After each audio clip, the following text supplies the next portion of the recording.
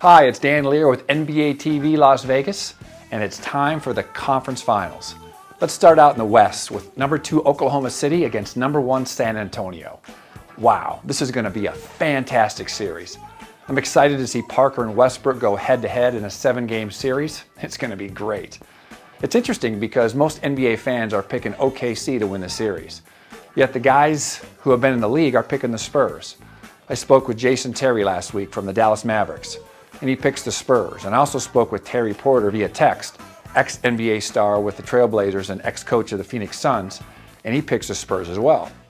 On the offensive end, Parker and Ginobili bring the same dribble penetration challenge to the defense of the Thunder that Westbrook and Harden just gave to the Lakers. It's no doubt the Thunder are young, athletic, and talented. Yet counter that with the Spurs, who are experienced, talented, surgical, and deep. That's right, I said surgical. Here's an interesting fact that Tony Parker, who just turned 30, and Westbrook is 23. And when Tony Parker was 23, he had already won 3 world championships with France. Tony Parker is going to give Westbrook fits. I look for Westbrook to get in early foul trouble because of Parker's quickness and experience. And you know how Coach Popovich plays the takeaway game. What is he going to take away from the Thunder? The high screen with Durant? The Westbrook penetration? Look for the Spurs to make it difficult for the Thunder to get into any kind of rhythm to do what they do. And also the Spurs bring a lot of matchup problems to the Thunder.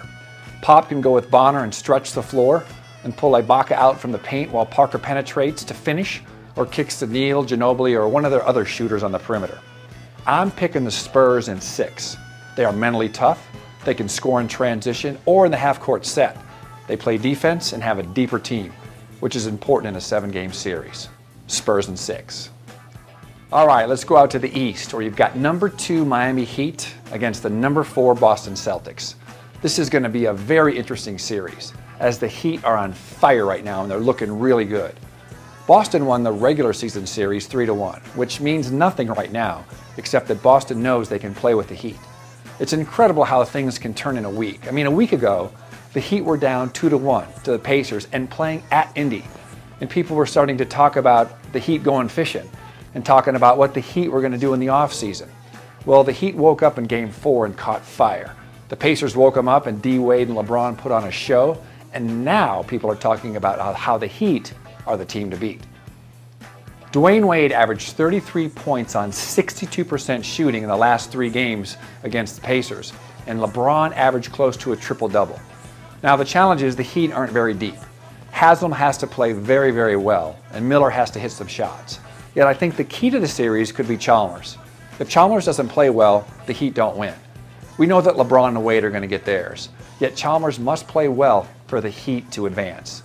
Now on the Boston side, KG is playing really well, and Rondo with his triple-double in Game 7 will control the tempo.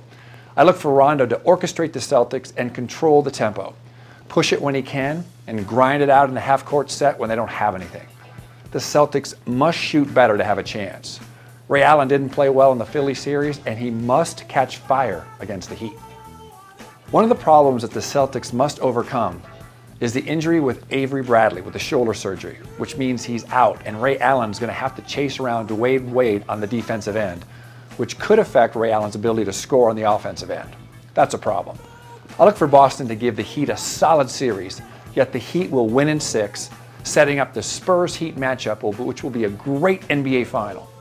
Well, that's your NBA playoff review. I'm Dan Lier with NBA TV Las Vegas, and enjoy your week.